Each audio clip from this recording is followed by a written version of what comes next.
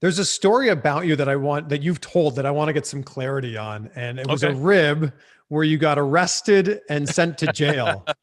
What exactly happened here? What clarity do you want? I mean, Were you legit arrested? legitimately, no. But in reality of the situation, yes. And what's funny is when WWE started their WWE stories and they'd bring guys in and then they make it into a cartoon. Yeah. I remember I was at ESPN and they said, "Hey, coach, they made a story out of your getting arrested." And Devon Dudley, for some reason, was the person they brought in to tell the story. And I'm sitting there going, why in the world is Devon Dudley? I said, Devon might have been there. I don't remember him being there. But why is he? So I watched it. I'm like, that didn't happen. That didn't happen. No. That didn't happen.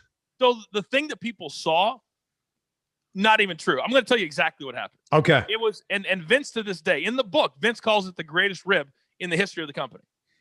Because originally, I think it was just to play a joke on me. It was the beginning of football season, 2000, 2001, something like that. Had to be 2001. And we were in Fayetteville, North Carolina. And Gerald Briscoe came up and said, "Hey, coach, you got to run a football pool for all the guys. You know, pay $10, pick all the games." Yeah. So I made photocopies, and I'm just passing them out all day to everybody. And we had people bringing me money all day. Everybody was in.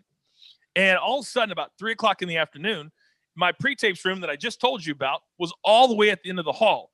And anybody that's ever been backstage at an event knows that every room has it's Vince's office, it's catering, whatever. Yep. So, but in order for me to get out of the building, I had to walk by every single one of these rooms that had somebody in it. So all of a sudden I see 2 police officers, state troopers. And they're like, "Are you Mr. Coachman?" I said, "Yes." They said, "Are you selling," and I should have known it then, when they said, "Are you selling illegal football tickets?" I said, "No." They said, and they pulled out and they unfolded. They said, "Is this one of yours?" And they showed me one of my photocopies. And I said, "Yes." They said, "Just so you know, it's a felony in the state of North Carolina to run an illegal football pool. And unfortunately, we're going to have to take you downtown." And now my heart's just going. I said, "Guys, come on. I mean, this seems kind of silly. It's a $10 football pool." They're like, "Listen, now the law was passed a few years ago. It doesn't matter if it's $1 or $1 million. It's the same felony." And I said, "Are you kidding me?" They said, "No. And we're really sorry." And so we're walking down, and the cops are on either side of me, and all these people are looking at me. We get to Vince's office, and they're like, "Does Vince run the whole show here?" And I said, "Yes." They said, "We really need to tell him." And I go, "No, we don't. No, we do not." And they're like, "Yeah." So they knock on the door. And I'm like, "Are you kidding?" Now, this is 3 o'clock in the afternoon. The show starts in 3 hours. And so I opened the door. And again, there was a lot of little things that should have tipped me off, but I was terrified. I walk in. There's 5 people in the room: Vince, Triple H, Stephanie, Gerald Briscoe, and Kevin Dunn. So I walk into Vince's office, right? And he looks up, and they said, "Excuse me, Mr. McMahon, but Mr. Coachman is running a legal football pool in the state of North Carolina. And we just wanted to let you know that, unfortunately, we have to arrest him." Vince walks over, and his face is right here. So I got his breath on my face, and he goes, "A football pool? An effing football pool? Do you not have anything else to do with your time all day than run a football pool?"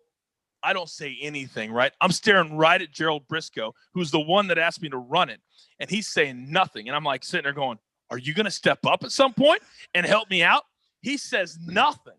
So the cops say, "Well, Mr. McMahon, it's going to be like $1,500 to bail Mr. Coachman out of jail. Will you be helping him with that?" He looks at me and he goes, "F no. He's on his own." And they said, "Well, we're going to have to take him all the way down to the station. Will you be sending somebody to pick him up?" He goes, "F no. He's on his own." And they said, "Well, unfortunately, when somebody's been arrested for a felony, they have to be handcuffed. So we're going to have to put handcuffs on him. And do you have like a towel or something so at least we can put it over his hands so people don't see that he's handcuffed?" Vince walks over to his gym bag. And back then he used to work out all the time. And he picks up his boxer shorts that he wore to work out in that day. Oh, my God. And whips them at me, and they stick to my face. So I got Vince's ball sweat on my face, and I don't even move it. I'm in handcuffs, and I've got his boxers stuck to my face. So the cop, like with 2 fingers, takes it off my face and puts it over my hand. So I'm like this with Vince's boxers on my hands. Oh my God. And so now everybody in there is like dead silent. Like, and it was like so awkward. So it's like, thank you, Mr. McMahon. We walk out. The first person we see when we walk out of his office, The Undertaker. I've never felt more shame in my life. And I just looked down. I couldn't look. So we walked to the back. You know, every arena has that big door to let trucks in. And so the cop car is like 20 feet out. And I said, guys, can you at least pull it up here? There had to be 300 fans right above, right? And they said, no, man, we got to walk you out there. Again, should have known. And so I walk out. They do that whole thing you saw in Cops where they put me in the back of the car. They put the seatbelt on me because I'm in handcuffs. And I'm sitting here thinking to myself, how do I tell my father that my career job and my career could be over? Yeah. Because I have a felony for running a $10 football pool. So then our head of security at the time, his name was Jimmy Tillis. He comes over, he goes, Coach, say nothing. Don't say anything. I'll come down and bail you out. They take me around. I drive like 2 or 3 miles. And all of a sudden on the radio, they say, hey, Mr. Tillis can't get his car out. Can you come back and pick him up? And again, I'm like, we're going back there? We're going back to pick somebody up? And the cop's trying to talk to me. And I'm like saying, Tillis just told me, don't say anything. So he's like, hey, man, this is a little unorthodox, but if you want somebody to give you a ride home, we got to go pick him up. And again, I should have thought, how's he going to give me a ride home if he doesn't have a car? So we drive back, and all they were doing was killing time to get everybody to come out of the back of the arena. And they were standing almost like in a pyramid with Vince right at the front and then everybody else behind. So we come down the big hill. And if anybody's ever been to the arena in Fayetteville, North Carolina, they know exactly what I'm talking about.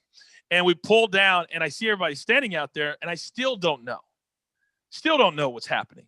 And they open the door, and this whole process that I told you in about 5 minutes, it took 45 minutes to pull this off from start to finish. Wow. 45 minutes, which is why he calls it the greatest rib in the history of the company, because it went way better than they ever could have imagined. We get out. He told the cops, don't take the handcuffs off, because they thought I was going to start throwing. They thought I was going to be so upset. So we get out, and everybody's like, oh, man, you're the man. That was amazing. And I'm still in handcuffs. And I was like, somebody get these handcuffs off me. So the cops are doing this. Everybody's patting me on the back. I literally went to a part of the arena where nobody could find me, and I just started sobbing. I was crying so hard. And because, sometimes when you're so angry or you're so relieved, whatever, the tears just come, and you don't know why. And I was just so relieved that I wasn't going to jail, that I wasn't arrested, and that I still had a job. But it took 45 minutes, and to this day, he still calls it the greatest rib. That is an incredible story. Yeah. My God. That also shows how much Vince loved you. Yeah. Yeah. A lot of people have told me that over the years too, because they think Vince wouldn't even bother. He wouldn't even bother to endorse it, allow it, and then participate in it. Yeah. So that still means a lot to me.